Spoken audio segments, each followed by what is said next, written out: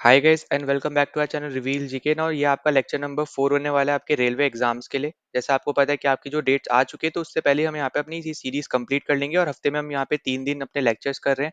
एक आपका ट्यूसडे, फिर फ्राइडे और संडे। ठीक है, तो 3 दिन आपको यहाँ पे रेलवे से रिलेटेड आपका जो जीके का पोर्शन है उसके लिए आपको यहाँ पे वीडियोस मिल रही है।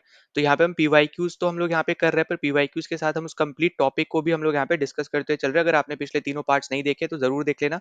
लिंक मैंने प्लेलिस्ट का डिस्क्रिप्शन में दे रखा है, वहां से जाके आप जरूर देख सकते हो। उस प्लेलिस्ट को सेव कर लो, जितने भी पार्ट्स आएंगे सब उसी प्लेलिस्ट में आपको देखने को मिल जाएंगे। ठीक है, और यहाँ पे आपको जैसे पता है कि हर एग्जाम में अलग वेटेज है यहाँ पे जीके की। पर आपको इतना याद रखना है कि एक क्वेश्चन भी आपका यहाँ पे बहुत, आप बोल सकते हो कि रैंक को आपको इंक्रीज कर सकता है। ठीक है, मतलब आपको अच्छी रैंक दिला सकता है या फिर आपको सिलेक्शन दिला सकता है। इतने सिंपल टर्म्स में आप ऐसे समझ सकते हो। ठीक है, तो आपको एक एक क्वेश्चन भी बहुत सोच समझ के आपको यहाँ पे करना है। तो देखो यहाँ पे अगर आप चैनल पे पहली बार आए हो तो प्लीज सब्सक्राइब कर देना, वीडियो को शेयर कर देना, वीडियो को लाइक कर देना, ताकि ज़्यादा लोगों तक पहुंच पाए और उनकी भी यहाँ पे हेल्प हो पाए। और आपको कोई भी डाउट होता है, कोई सजेशन होता है, तो आप यहाँ पे डिस्क्रिप्शन में, मतलब यहाँ पे कमेंट में, आप यहाँ पे कमेंट डाउन कर देना। ठीक है, कमेंट सेक्शन में। और साथ ही साथ अगर आपने अभी तक टेलीग्राम चैनल ज्वाइन नहीं किया तो लिंक मैंने डिस्क्रिप्शन में दे रखा है, उसको जाके आप ज्वाइन कर लो। वहां पे आपको ये जितने भी आपको पीडीएफ मिल देखने को यहाँ पे मिल रही है, जो भी मैं आपको यहाँ पे वीडियोस में करा रहा हूँ, तो ये सारी पीडीएफ आपको एकदम फ्री आपको यहाँ पे टेलीग्राम चैनल पे मिल जाएगी। आपको कोई भी सब्सक्रिप्शन फी या ऐसा कुछ भी देने की कोई जरूरत नहीं पड़ेगी। ठीक है, तो चलो अब हम यहाँ पे बिना कोई टाइम वेस्ट करे शुरू कर लेते हैं।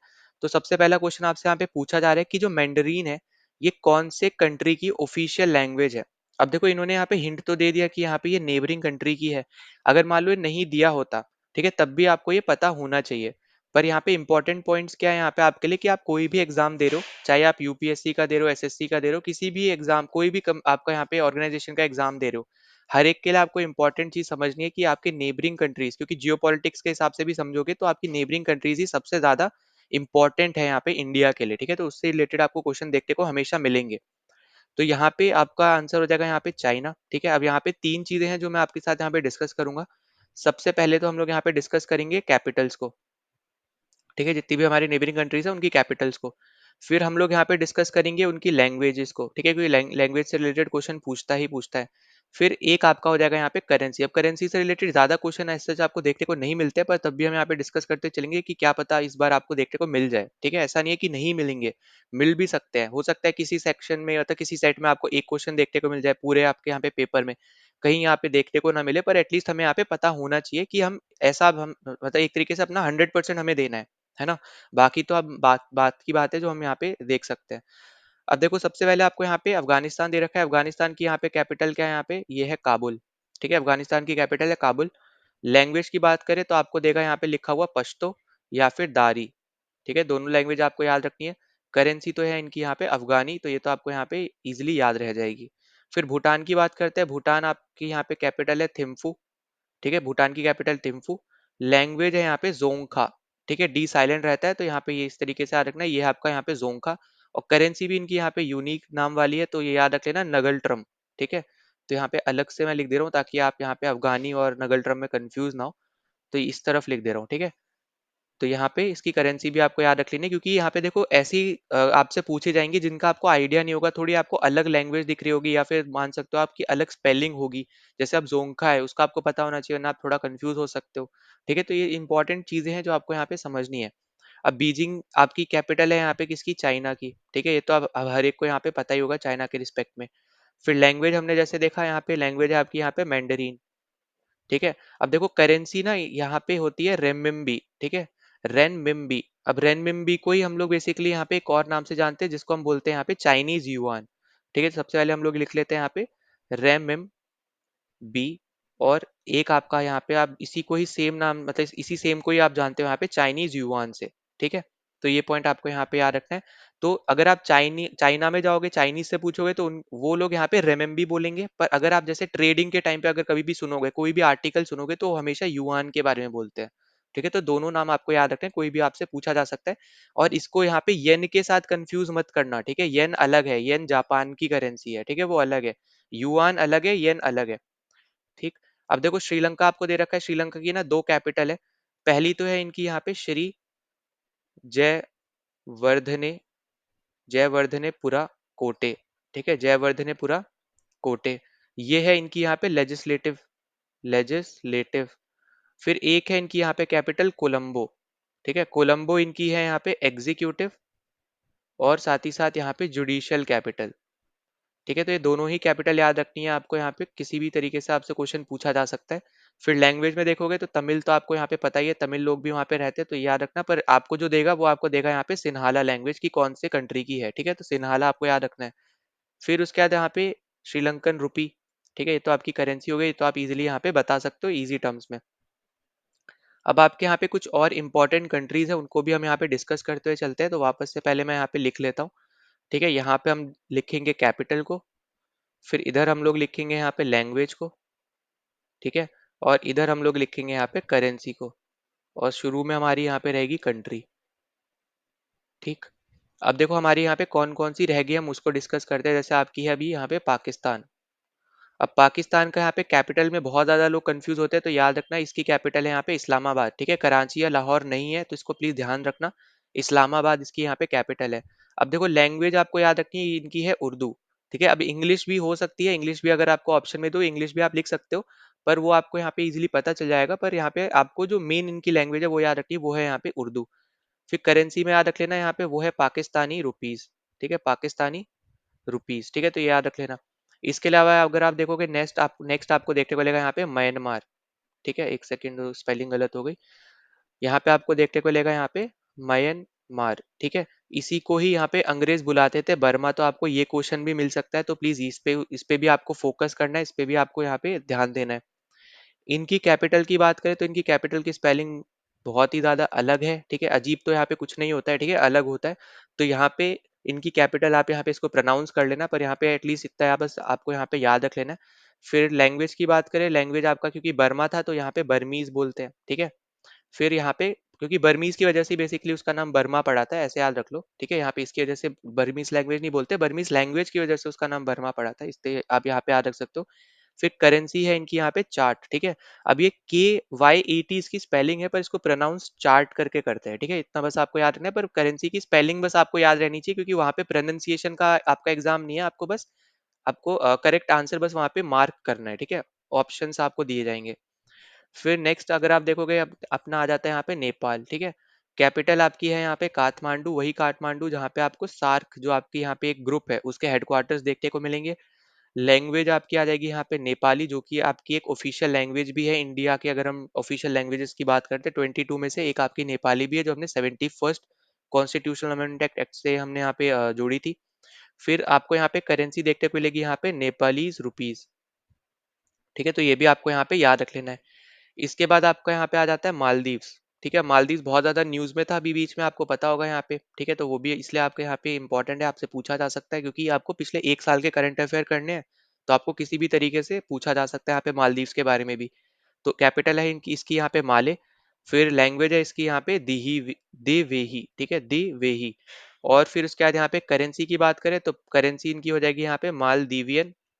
मालदीवियन रुपया। रुपया। ठीक है, रुपया नहीं है, रुपया है, एफ आएगा इसमें। ठीक है, तो यहाँ पे मालदीवियन है। ठीक है, यहाँ पे ये याद रखना, आई नहीं आएगा यहाँ पे AN। ठीक है, इस तरीके से याद रख लो, या फिर कहीं कहीं बेसिकली आपको यहाँ पे इस तरीके से भी दिख जाएगा। ठीक है, मालदीवियन भी दिख जाएगा, मालदवन भी दिख जाएगा, मतलब किसी भी तरीके से आप यहाँ पे याद रख सकते हो। फिर नेक्स्ट आपका यहाँ पे एक और जो आपकी रह गई है वो ये है आपकी यहाँ पे बांग्लादेश। अब बांग्लादेश बहुत ज्यादा न्यूज में हाल फिलहाल में। ठीक है, तो ये भी आपको याद रखना है, जो भी वहाँ पे कुछ हो रहा है उसकी वजह से भी। ठीक है, फिर लैंग्वेज है यहाँ पे बंगाली। ये तो आपको याद रहेगी, इसमें तो कुछ बहुत बड़ा है नहीं, पर इनकी करेंसी याद रखना, वो है इनकी यहाँ पे टाका। ठीक है, टाका इनकी करेंसी है, जिससे हम लोग यहाँ पे जानते हैं। अब ये आपका यहाँ पे जैसे मैंने आपको बताया था कि काठमांडू की अगर हम जैसे बात करते हैं, ठीक है, काठमांडू में आपको एक ग्रुप देखने को मिलता है जिसका नाम है यहाँ पे सार्क। ठीक है, सार्क का अगर आपको हेडक्वार्टर पूछा जाए ना, तो हेडक्वार्टर आपको देखने को मिलेंगे यहाँ पे काठमांडू में। ठीक है, तो ये पॉइंट याद रखना। और सार्क को अगर आपको फुल फॉर्म पूछा जाए, ठीक है, तो सार्क की फुल फॉर्म है यहाँ पे south Asian association. South Asian association for regional corporation. For regional corporation. ठीक है, अब यहाँ पे अगर आप ध्यान से देखो जितनी भी आपकी कंट्रीज है सब साउथ एशिया में लगने वाली कंट्रीज है। ठीक है, इसमें कोई चाइना वगैरह यहाँ पे ऐसी कोई कंट्री आपको देखने को नहीं मिलेगी। तो इसमें अगर आपको मेंबर पूछा जाए तो याद रखना इंडिया है, पाकिस्तान है, ठीक है, नेपाल है, फिर आपका यहाँ पे बांग्लादेश है। ठीक है, बांग्लादेश के बाद आपका यहाँ पे भूटान हो गया। ठीक है, फिर आपका यहाँ पे नेपाल हमने देख लिया, उसके बाद आपका श्रीलंका हो गया। ठीक है, वापस से लिख दे रहा हूँ, 1 मिनट। यहाँ पे हो गया भूटान के बाद श्रीलंका, और फिर आपका है यहाँ पे मालदीव्स। ठीक है, तो टोटल अगर आपसे पूछा जाए तो टोटल आपके हो गए यहाँ पे 8। अच्छा, यहाँ पे एक रह गया, वो है आपका अफगानिस्तान। ठीक है, यहाँ पे टोटल आपके हो गए यहाँ पे कितने मेंबर्स, 8 मेंबर्स। ठीक है, तो ये तो छोटे छोटे पॉइंट्स है, प्लीज इसके बारे में यहाँ पे बिल्कुल भी भूलना नहीं है, ये आपके क्वेश्चन में पूछा जा सकता है। ठीक है, तो ये सब आपके यहाँ पे हो गए इस क्वेश्चन से रिलेटेड। नाउ अगले क्वेश्चन पे चलते हैं। तो अगला क्वेश्चन आपको यहाँ पे दे रखा है कि चोला अंपायर का एम्बलम क्या था। ठीक है, अब देखो यहाँ पे आपको पता होंगे 3 मेजर एम्पायर्स है जिनके आपको एम्बलम हो गए, कैपिटल हो गई, पोर्ट सिटी हो गई, ये सब आपको यहाँ पे पता होना चाहिए, इनसे रिलेटेड क्वेश्चन आपसे पूछे जाते हैं। तो वो कौन कौन से किंगडम है, एक हो गया आपका चेरा, एक है आपका यहाँ पे चोला, फिर है आपका यहाँ पे पांड्या। ठीक है, ये 3 आपके यहाँ पे हो गए किंगडम। अब यहाँ पे अगर आपसे पूछा जाए एम्बलम के बारे में, ठीक है, पहले सबसे पहले हम लोग यहाँ पे बात करते हैं एम्बलम की। तो चेरा का जो एम्बलम है, ठीक है, यहाँ पे अलग कलर से लिख ले रहा हूँ, इसका यहाँ पे एम्बलम है बो एंड एरो। ठीक है, बो एंड एरो किसका है, चेरा का है। फिर चोला का क्या है, यहाँ पे टाइगर है, तो यहाँ पे अपना राइट आंसर क्या हो जाएगा, यहाँ पे सेकंड ऑप्शन, क्योंकि यही आपसे पूछा हुआ है। फिर पांड्या का भी आपको याद रखना है, पांड्या का है यहाँ पे फिश। ठीक है, तो ये 3 हो गए आपके यहाँ पे एम्बलम। फिर उसके बाद देखो, अगर हम यहाँ पे अब आगे बात करते हैं कैपिटल्स के बारे में, अगर हम यहाँ पे देखते हैं कैपिटल्स क्या क्या थी इनकी, तो कैपिटल्स में जो आपकी चेरा है, चेरा की कैपिटल थी यहाँ पे वांची। ठीक है, वांची। फिर चोला की कैपिटल थी यहाँ पे तंजौर। ठीक है, तंजौर, जो कि आप यहाँ पे देखोगे इसमें ही पुहार भी कैपिटल थी, कहीं पे कहीं आप सुनोगे यहाँ पे उरायूर भी थी। ठीक है, तो ये भी पॉइंट आपको यहाँ पे याद रखना है, तंजौर, पुहार और उरायूर। फिर पांड्या की यहाँ पे जो कैपिटल थी वो थी आपकी यहाँ पे मदुरई। ठीक है, जिसको basically Mathura of the south के नाम से भी हम लोग यहाँ पे जानते हैं, तो ये पॉइंट छोटा सा भी आपको यहाँ पे याद रख लेना है। ये क्या आपका यहाँ पे मथुरा ऑफ द साउथ। ठीक है, साउथ इंडिया। ठीक है, तो छोटा पॉइंट है, आपको यहाँ पे याद रख लेना है। अब उसके बाद आपको यहाँ पे नेक्स्ट किसकी बात करते हैं हम लोग, एक आपका रह गया, हाँ पोर्ट्स रह गया है ना। तो पोर्ट्स अगर हम यहाँ पे देखते हैं कौन कौन से थे पोर्ट्स आपके यहाँ पे इनके, तो देखो चेरा का आपका यहाँ पे पोर्ट था मुसीरी और टोंडी। ठीक है, मुसीरी और टोंडी।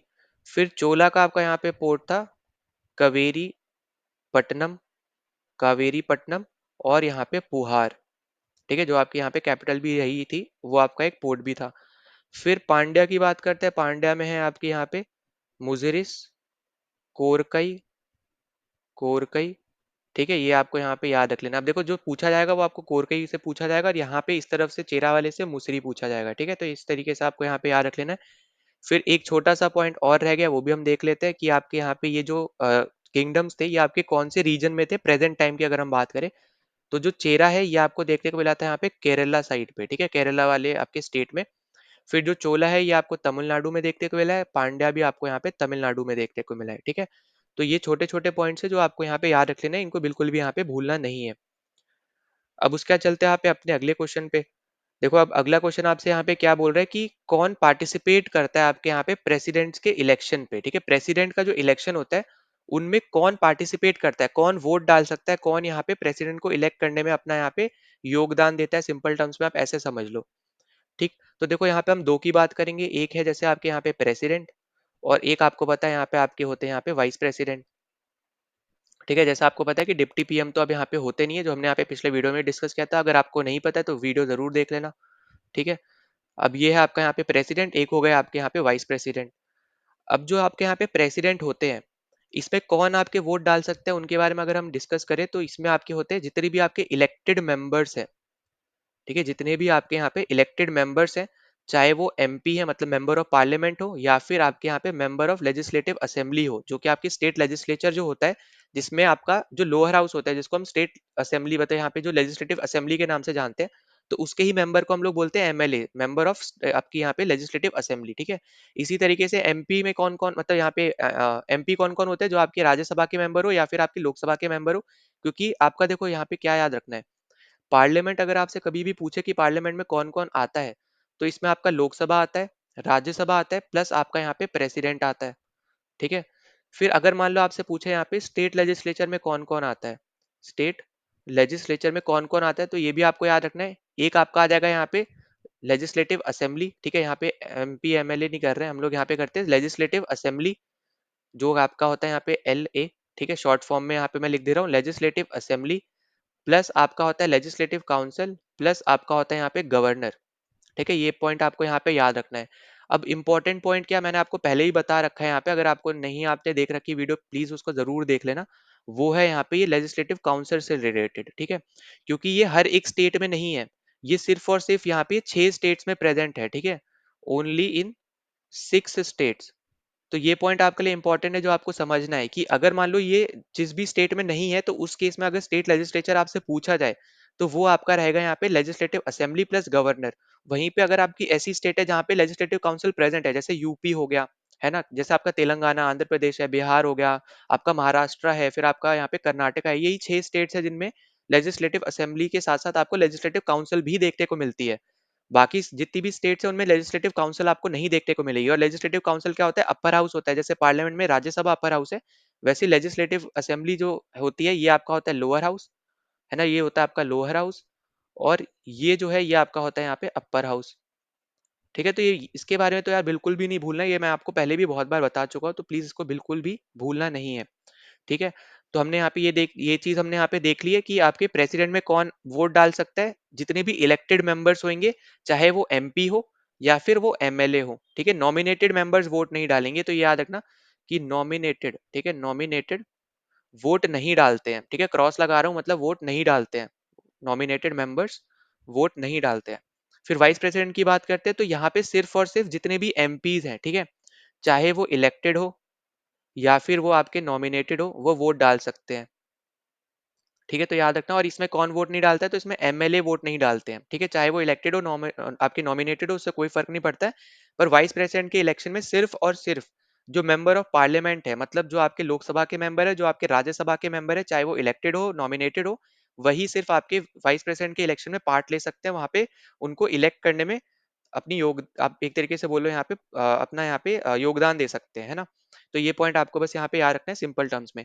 अब देखो आपसे अगर ये पूछा जाए कि वाइस प्रेसिडेंट आपके कौन से आर्टिकल में दे रखे हैं, तो याद रखना 63 में दे रखे हैं। फिर 67 में इनकी टर्म दे रखी है कि कितने टर्म यहाँ पे इनकी रहेगी। 66 में इनके इलेक्शन के बारे में बता रखा है। 65 में बता रखा है कि आपके अगर प्रेसिडेंट नहीं है प्रेजेंट टाइम में, मान लो प्रेसिडेंट ने रिजाइन दे दिया या फिर प्रेसिडेंट के साथ ऐसा कुछ गलत हो जाता है कि उनकी मान लो यहाँ पे जैसे डेथ हो जाती है, तो अगर वो आपका ऑफिस खाली है, एम्प्टी है, तो उस टाइम पे आपके जो वाइस प्रेसिडेंट होंगे वो एक्टिंग प्रेसिडेंट की तरह यहाँ पे काम करेंगे। ठीक है, तो ये चीज आपके कौन से आर्टिकल में दे रखे हैं, ये आपके 65 के आर्टिकल में दे रखे हैं, ये आपको यहाँ पे आ रखना है। और 69 इनके ओथ के बारे में बताता है, और इनकी क्या कंडीशन रहेंगी यहाँ पे प्रेसिडेंट मतलब वाइस प्रेसिडेंट बनने के लिए, ये बताता है। ठीक है, तो ये जितनी इंपॉर्टेंट आर्टिकल्स है ये आपको याद रखने हैं।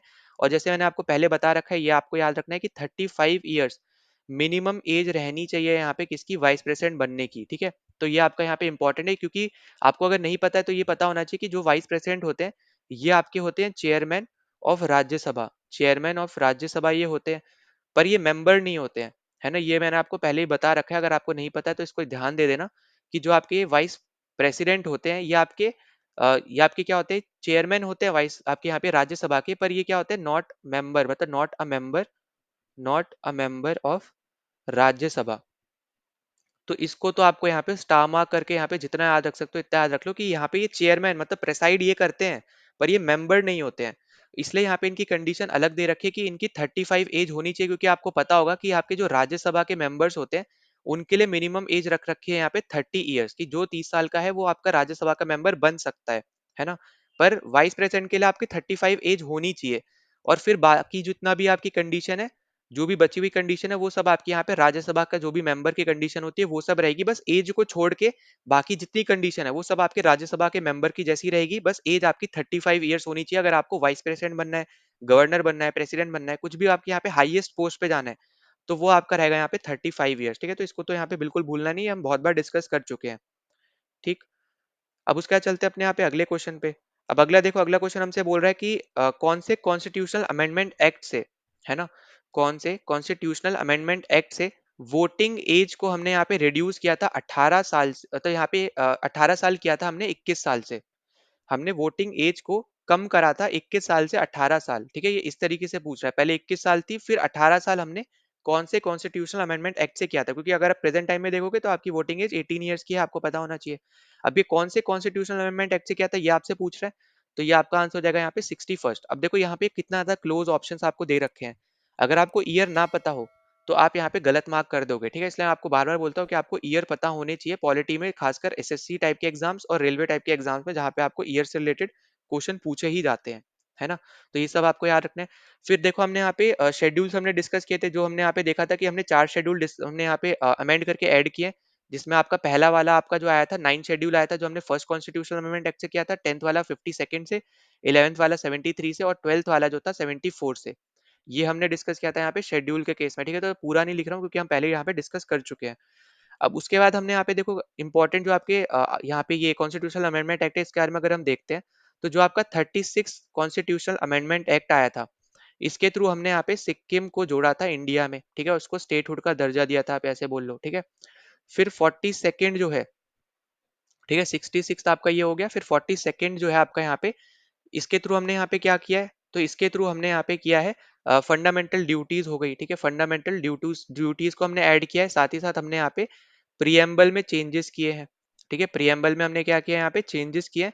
और ये प्रियम्बल में आज तक सिर्फ एक बार ही चेंज हुआ है, ठीक है, ये भी आपको याद रखना है कि अगर आपसे पूछे कि कितनी बार आपका प्रियम्बल में चेंज आपको देखने को मिला है, तो उसका आपका आंसर हो जाएगा यहाँ पे एक, ठीक है, क्योंकि सिर्फ आज तक अभी तक, ठीक है, अभी तक अगर आप देखोगे तो आज तक एक बार ही आपका प्रियम्बल में चेंजेस हुए हैं, और वो आपको यहाँ पे देखने को मिले थे 42nd कॉन्स्टिट्यूशनल अमेंडमेंट एक्ट के थ्रू। तो ये आपका यहाँ पे इंपॉर्टेंट पार्ट है, तो प्लीज इसको बिल्कुल भी नहीं भूलना है, आपसे यहाँ पे ये पूछा जा सकता है, ठीक है। तो ये हमने यहाँ पे डिस्कस कर लिया। अब देखो इसके अलावा आपका यहाँ पे आ जाएगा 44th कॉन्स्टिट्यूशनल अमेंडमेंट एक्ट, जिसके थ्रू जो आपका यहाँ पे प्रॉपर्टी थी, वो जो आपकी एक राइट थी, ठीक है, right to property, right to property, right to property जो आपकी एक फंडामेंटल राइट थी, इसको यहाँ पे हटा दिया था, ठीक है, और इसको फिर वापस 300A में जोड़ दिया, जो कि एक लीगल राइट बन गई, ठीक है। तो ये इंपॉर्टेंट पॉइंट है, प्लीज इसको भी ध्यान रखना कि यहाँ पे जो 44th कॉन्स्टिट्यूशनल अमेंडमेंट एक्ट है, उसके थ्रू हमने क्या किया था, उसके थ्रू हमने राइट टू प्रॉपर्टी को हटा दिया था यहाँ पे फंडामेंटल राइट से, और फिर हमने उसको ऐड करा था 300A, आपका यहाँ पे आर्टिकल आया था, उसमें हमने यहाँ पे जोड़ा, और वो बेसिकली अब आपकी यहाँ पे एक लीगल राइट है, वो फंडामेंटल राइट नहीं है। तो ये भी पॉइंट आपको यहाँ पे याद रखना है, ये भी आपसे यहाँ पे पूछा जा सकता है, ठीक है। तो जो जो आपसे पूछा जा सकता है वो सब हम यहाँ पे डिस्कस करते हुए चल रहे हैं, तो सब आपको यहाँ पे ध्यान से एकदम सुनना है। अब देखो इसके अलावा आपको यहाँ पे ये भी याद रखना है कि इसी में ना बोला गया था कि जो आपके प्रेसिडेंट रहेंगे, ठीक है, प्रेसिडेंट रूल लगाने के लिए इनको रिटर्न परमिशन की जरूरत है, ठीक है, रिटर्न परमिशन इनके पास होनी चाहिए, क्योंकि आपको पता होगा जब आपका यहाँ पे नेशनल इमरजेंसी लगी थी यहाँ पे इंदिरा गांधी के टाइम पे, तो उनके पास जितना यहाँ पे सुनने में आया था कि आपके यहाँ पे मतलब यहाँ पे रिटर्न परमिशन नहीं दी थी, बस यहाँ पे बस बोला था, और उन्होंने आपके यहाँ पे नेशनल इमरजेंसी जैसे लगा दी थी, ठीक है। नेशनल इमरजेंसी की केस की हम बात करें, प्रेसिडेंट रूल तो आपका अलग हो गया, जो आपका गवर्नर है वो भी आपका यहाँ पे इन पे बताता है, फिर आपका स्टेट जो आपके इलेक्शन कमीशन है वो आपका बताता है कि इलेक्शन हो पाएंगे नहीं हो पाएंगे, तो अगर नहीं हो पाते तो उसको प्रेसिडेंट रूल को यहाँ पे आगे बढ़ा दिया जाता है इसी सेम तरीके से, ठीक है। तो ये पॉइंट्स आपको यहाँ पे छोटे छोटे पॉइंट्स है, सब आपको यहाँ पे याद रखने हैं कि आप यहाँ पे रिटर्न परमिशन की यहाँ पे बात करी गई थी, कि रिटर्न परमिशन आपकी यहाँ पे होनी चाहिए, तभी यहाँ पे प्रेसिडेंट आपका यहाँ पे आपका नेशनल इमरजेंसी लगा सकता है, ठीक है। अब देखो ईयर की अगर हम बात करें, तो जो 42nd है ये आपका आया था 1976 में, जो 44th है ये आपका आया था 1978 में, ठीक है, और जो 36 है आपका यहाँ पे, इसको बेसिकली आया था यहाँ पे 1975 में, ठीक है। तो ये छोटे छोटे इंपॉर्टेंट पॉइंट्स है, तो प्लीज इनको बिल्कुल भी नहीं भूलना है, ये आपसे पूछे जा सकते हैं। और जो हमने शेड्यूल के बारे में तो हम पहले डिस्कस कर चुके हैं, पहला वाला आपका 1951 में आया था, फिर आपका जो आपका 52nd है आपका 1985 में आया था, जिसके थ्रू हमने यहाँ पे 10th शेड्यूल को ऐड किया था। फिर बाकी आपका 73 और 74 है, ये भी हम ऑलरेडी हम लोग यहाँ पे डिस्कस कर चुके हैं कि आपके 1992 में आए थे, ठीक है, दोनों ही। तो ये तो आपको यहाँ पे याद रखना है, पहले डिस्कस कर चुके हैं, तो इसलिए बार बार मैं यहाँ पे नहीं लिखवा रहा हूँ। अब देखो यहाँ पे ये जो 69 है, ये आपका आया था 1991 में, तो ये तो आपका ऐसे ही गलत है, ठीक है, तो ऑप्शन ही गलत है, अगर आप 69 के हिसाब से भी अगर आप देखोगे। तो इसमें बेसिकली क्या बात करी गई है, इसमें बात करी गई है स्पेशल स्टेटस की, ठीक है, स्पेशल स्टेटस की बात करी गई है, वो भी यहाँ पे किसके स्पेशल स्टेटस की, यूटी की, कौन से यूटी की, यूटी ऑफ दिल्ली, ठीक है, दिल्ली के स्पेशल स्टेटस के बारे में बात करी गई है यहाँ पे 69 के अंदर, तो ये पॉइंट आपको यहाँ पे याद रख लेना, इंपॉर्टेंट रहेगा, ठीक है। अब देखो इसके अलावा अगर हम और यहाँ पे थोड़ा डिस्कस कर लेते हैं, जो और आपके यहाँ पे इम्पोर्टेंट जो फंड आपकी ये कॉन्स्टिट्यूशनल अमेंडमेंट एक्ट है। अब देखो हमने 21, 71 और 92, ठीक है, हम ऑलरेडी डिस्कस कर चुके हैं, ये आपके ऑफिशियल लैंग्वेजेस से रिलेटेड आपके यहाँ पे ये है, ठीक है, ऑफिशियल लैंग्वेजेस से रिलेटेड हमारे यहाँ पे कॉन्स्टिट्यूशनल अमेंडमेंट एक्ट है, इसलिए मैं आपको कंप्लीट नहीं लिखवा रहा हूँ, हमने पहले डिस्कस करा है। ठीक है कि आपके यहाँ पे पहले वाले से आपकी सिंधी लैंग्वेज ऐड हुई थी, दूसरे वाले से जो 71st है उससे हमने मणिपुरी, नेपाली, कोंकणी ऐड करी है, 92nd से हमने यहाँ पे बोडो, डोगरी, मैथिली और संथली ऐड करी है। तो ये हम ऑलरेडी कर चुके हैं। ठीक है, यहाँ पे बस आपको एज अ रिवीजन बता रहा हूँ कि अब ये आपको अगर पूछा जाए कि इनमें से कौन से ऑफिशियल लैंग्वेजेस से रिलेटेड कॉन्स्टिट्यूशनल अमेंडमेंट एक्ट है, तो आपको यहाँ पे पता होना चाहिए। अब देखो अगला इंपॉर्टेंट आ जाता है यहाँ पे 86। अब 86 आपका आया यहाँ पे 2002 में। ठीक है, ये आपको यहाँ पे याद रखना है। 86 आपका आया यहाँ पे 2002 में। अब इसमें ना 21A यहाँ पे जोड़ा था, जो कि एजुकेशन के बारे में यहाँ पे बताता है। और यहाँ पे हमने 11th फंडामेंटल ड्यूटी जोड़ी थी, जो हमने यहाँ पे पिछले वीडियो में भी कर रखी है, वो आपको यहाँ पे याद रखना है। तो 11th फंडामेंटल ड्यूटी हमने जोड़ी, 21st आपका यहाँ पे 21A हमने जोड़ा, दोनों ही एजुकेशन से ही रिलेटेड है। और कितने साल के बच्चों के लिए? ये 6 से 14 ईयर्स के बच्चों के लिए यहाँ पे बोला गया कि पेरेंट्स की यहाँ पे एक तरीके से ड्यूटी है कि उनको अपॉर्चुनिटी दी जाए, बच्चों को जो भी 6 से 14 साल के हैं उनको एजुकेशन मिले। ठीक है, ये हो गया। अब उसके बाद आपका आ जाता है यहाँ पे 89th। अब देखो 89th जो है, इसके थ्रू हमने यहाँ पे एनएस, यहाँ पे जो आपका कॉन्स्टिट्यूशनल बॉडी है ये, ठीक है, national commission for schedule caste, इसको हमने अलग किया है यहाँ पे national commission for schedule tribe से। ठीक है, पहले ये दोनों एक ही बॉडी हुआ करती थी, दोनों को हमने क्या कर दिया यहाँ पे सेपरेट कर दिया था इस पर्टिकुलर कॉन्स्टिट्यूशनल अमेंडमेंट एक्ट से। ठीक है, 89th वाले से, तो ये आपको यहाँ पे याद रख लेना है। इसके बाद अगर हम यहाँ पे बात करते हैं इंपॉर्टेंट जो रहेगा आपके लिए अगला, तो ये आपको याद रखना है 101st। 101st आपको बताता है यहाँ पे जीएसटी के बारे में। ठीक है, जीएसटी हम यहाँ पे जो लाए थे उसके बारे में। फिर अगला आपको यहाँ पे याद रखना है 104th, जो कि आपका रहेगा यहाँ पे एंग्लो इंडियंस की यहाँ पे जो पोस्ट होती थी, यहाँ पे बेसिकली दो आपकी सीट्स रहती थी। ठीक है, दो सीट्स आपकी रहती थी एंग्लो इंडियंस की, उसको हमने क्या कर दिया यहाँ पे अबॉलिश कर दिया। ठीक है, हमने सीट्स को अबॉलिश किया है। ठीक है, याद रखना एंग्लो इंडियंस की जो आपकी दो सीट्स हुआ करती थी यहाँ पे लोकसभा में, उनको हमने क्या कर दिया यहाँ पे अबॉलिश कर दिया। ठीक है, ये भी याद रखना कहाँ पे है, तो लोकसभा में है। ठीक है, ये भी आपके लिए इंपॉर्टेंट पॉइंट है। फिर आपको यहाँ पे याद रखना है 102nd। तो 102nd के थ्रू हम लोग यहाँ पे लेकर आए थे national commission for backward classes. ठीक है, ओबीसी की अगर हम बात करें, तो national commission for backward classes हमने यहाँ पे एक कमीशन बनाया था, और ये भी आपका एक कॉन्स्टिट्यूशनल आपकी ये बॉडी है। और कॉन्स्टिट्यूशनल बॉडी से रिलेटेड आपसे क्वेश्चन पूछे जाते हैं, तो इसके बारे में तो आपको बिल्कुल भी भूलना नहीं है, तो ये भी याद रखना।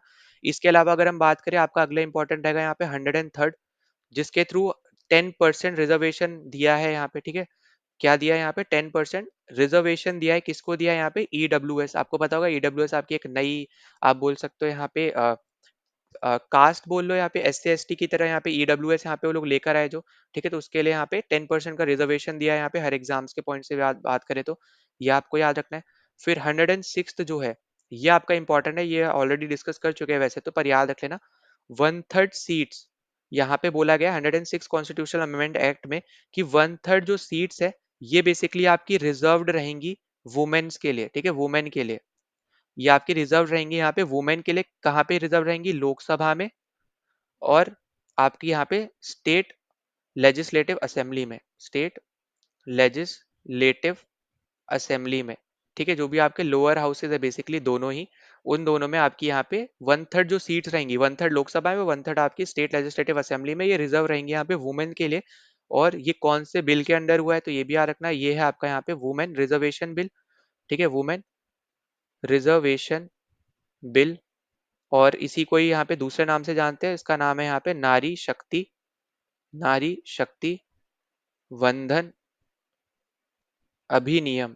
ठीक है, नारी शक्ति वंदन अधिनियम। तो यहाँ पे ये दो पॉइंट इंपॉर्टेंट है, इसको याद रखना, और ईयर भी याद रख लेना, ये 2023 का है ये। ठीक है, ये आपका कब का है? यहाँ पे ये 2023 का है, तो 106 भी आपको यहाँ पे पता चल रहा है कि 2023 से रिलेटेड है। ठीक है, तो ये छोटे छोटे इंपॉर्टेंट पॉइंट्स है आपको यहाँ पे, इनके बारे में तो बिल्कुल भी भूलना नहीं है, कुछ भी आपसे यहाँ पे पूछा जा सकता है। ठीक, तो उसके बाद एक छोटा सा और रह गया यहाँ पे, वो याद रख लो, जो आपका 97th है। ठीक है, ये आपको बताता है कि आप यहाँ पे कॉर्पोरेटिव सोसाइटीज आप यहाँ पे क्रिएट कर सकते हो, कॉर्पोरेटिव सोसाइटीज आप यहाँ पे बना सकते हो, ये इंपॉर्टेंट है, याद रख लेना, जो कि आपका पार्ट 9B है ना। 9 आपका है पंचायत, 9A आपका म्यूनसिपैलिटीज है, फिर 9B आपका यहाँ पे कॉर्पोरेटिव सोसाइटीज के बारे में बताता है, तो वो आपका 97 से आया है, और ये आपका है यहाँ पे 2012 का। ठीक है, 2012 में बेसिकली यहाँ पे आया गया था, याद रखना। और यहाँ पे एक और छोटा-सा पॉइंट याद रख लेना यहाँ पे ऑफिशियल लैंग्वेज से रिलेटेड, वो है आपका जो 96 कॉन्स्टिट्यूशनल अमेंडमेंट एक्ट था, ठीक है? जो कि आपका 2011 में आया था। तो इसमें बेसिकली क्या किया था कि जो आपकी ओडिया लैंग्वेज थी यहाँ पे, ठीक है? जो स्पेलिंग है इसको चेंज करके ओडिया कर दिया था, ठीक है? तो ये याद रखना कि ऑफिशियल लैंग्वेजेज़ अगर आप अभी देखोगे कि 22 ऑफिशियल लैंग्वेज कौन-सी है, तो उसमें आपको ओरिया ये स्पेलिंग देखने को नहीं मिलेगी, उसकी जगह आपको ओडिया देखने को मिलेगा स्पेलिंग, ठीक है? तो बस यहाँ पे स्पेलिंग ही चेंज किया है, पर आपसे पूछा जाता है तो आपको यहाँ पे आप पता होना चाहिए, ठीक है? स्पेलिंग से ही रिलेटेड बस आपका यहाँ पे ये कॉन्स्टिट्यूशनल अमेंडमेंट एक्ट था, ठीक है? तो ये आपको आई होप कि आपको समझ में आ गया हो। अब अगर हम यहाँ पे चलते हैं अपने अगले क्वेश्चन पे, तो देखो अगला क्वेश्चन हमसे यहाँ पे बोला है कि कौन सा आपका यहाँ पे आर्टिकल है इंडियन कॉन्स्टिट्यूशन का जो कि आपको मनी बिल के बारे में बताता है, ठीक है? अब आर्टिकल से रिलेटेड आपको क्वेश्चन पूछता ही है यहाँ पे, ये आपको याद रखना है। तो पॉलिटिक्स की अगर हम बात करें, यहाँ पे पॉलिटी की बात करें, तो आर्टिकल्स भी आपको यहाँ पे पता होने चाहिए जो जो इंपॉर्टेंट है। अब जैसे आपको ये 263 दे रखा है, ठीक है? ये आपको बताता है यहाँ पे इंटर स्टेट काउंसिल के बारे में। ये आपको बताता है यहाँ पे किसके बारे में? इंटर स्टेट काउंसिल के बारे में, ठीक है? ये आपको याद रखना है। तो ये तो हमारा आंसर होने नहीं वाला, ठीक है? क्योंकि ये बताता है इंटर स्टेट काउंसिल के बारे में। 117 आपको बताता है यहाँ पे फाइनेंस बिल के बारे में, जो आपका एक और तरीके का बिल होता है फाइनेंस बिल, उसके बारे में। तो ये भी हमारा आंसर नहीं है। तो यहाँ पे मनी बिल किसके बारे कौन बताता है यहाँ पे? ये बताता है आपको आर्टिकल 110, ठीक है? तो ये पॉइंट इंपॉर्टेंट है, प्लीज इसको यहाँ पे ध्यान से याद रख लेना। और ये आपका होता है यहाँ पे कोरम बताता है। तो ये बेसिकली बोलता है कि जो आपकी हाउस है, ठीक है? जैसे मान लो आपका लोकसभा है, अब लोकसभा में जितनी सीट्स हैं, अगर उस सीट मतलब उसमें उस पर्टिकुलर हाउस में अगर आपको कोई सेशन करवाना है, ठीक है? कभी भी मीटिंग करवानी है, तो 1/3 मेंबर प्रेजेंट होने चाहिए। मेंबर्स जो आपके लोकसभा के हैं वो 1/3 प्रेजेंट होने चाहिए, तभी आप यहाँ पे सेशन करवा सकते हो, ठीक है? मतलब उस दिन आपकी यहाँ पे शुरू होगा आपका लोकसभा, तो 1/3 तो आपके मेंबर्स होने ही चाहिए, ठीक है? और ये आपको दे रखा है आर्टिकल 100 के अंदर कोरम के बारे में, ये भी आपको प्लीज यहाँ पे ध्यान रखना, याद रखना है ये, ठीक है? फिर 368 इंपॉर्टेंट है, ये आपको बताता है यहाँ पे अमेंडमेंट के बारे में, ठीक है? अमेंडमेंट के बारे में। फिर बाकी आपको पता होगा यहाँ पे 352, 356 और आपका यहाँ पे 360, ठीक है? तो ये बेसिकली ये तीनों इमरजेंसी से रिलेटेड है। तो 352 है, ये आपको बताता है यहाँ पे नेशनल इमरजेंसी के बारे में, नेशनल इमरजेंसी के बारे में। फिर जो आपका 356 है, ये आपको बताता है स्टेट इमरजेंसी के बारे में, स्टेट इमरजेंसी के बारे में, या फिर इसी को ही हम लोग दूसरे नाम से जानते हैं, वो हम बोलते हैं यहाँ पे प्रेसिडेंट्स रूल, ठीक है? Presidents rule. तो ये भी पॉइंट आपको यहाँ पे याद रखना है, सही से लिख दे रहा हूँ, ठीक है? प्रेसिडेंट्स रूल से भी हम लोग यहाँ पे इसको जानते हैं, तो ये भी याद रखना। फिर 360 आपका आता है यहाँ पे फाइनेंस, ठीक है? फाइनेंस, या फिर आप बोलो फाइनेंशियल इमरजेंसी, ठीक है? Financial emergency. अब आज तक इंडिया में ये कभी नहीं लगी है, याद रखना, और ये तो सबसे ज्यादा लगी है, ठीक है? और ये उसके बाद लगी है। अब ये सबसे ज्यादा अगर आपसे पूछे कौन सी आपकी इमरजेंसी सबसे ज्यादा मिस यूज हुई है या फिर लगी है सबसे ज्यादा, तो वो आपकी रहेगी स्टेट इमरजेंसी, ठीक है? तो ये सब आपकी छोटी छोटी चीजें हैं, बिल्कुल भी इनको यहाँ पे भूलना नहीं है, ये आपसे पूछा जा सकता है। अब देखो जो गवर्नर होता है, अगर आपसे पूछा जाए गवर्नर कौन से आर्टिकल में दे रखा है, ये आपका आर्टिकल है 153। अगर बोला जाए इसकी ऑर्डिनेंस पावर किस में दे रखी है, तो ऑर्डिनेंस पावर इसकी दे रखी है यहाँ पे 213 में। वहीं पे जो आपका प्रेसिडेंट है, प्रेसिडेंट की जो ऑर्डिनेंस पावर है, प्रेसिडेंट की जो ऑर्डिनेंस पावर है, ये आपको दे रखी है 123 में, ठीक है? तो यहाँ पे दोनों आर्टिकल याद रखना, प्रेसिडेंट की 123 है, गवर्नर की 213 है, ठीक?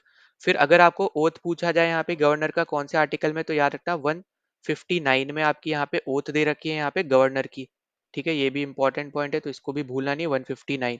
फिर टर्म अगर पूछा जाए, टर्म ऑफ ऑफिस वगैरह ये सब किस पे दे रखा है, तो ये आपको पता चलना चाहिए, यहाँ पे 156 पे दे रखा है, ठीक है?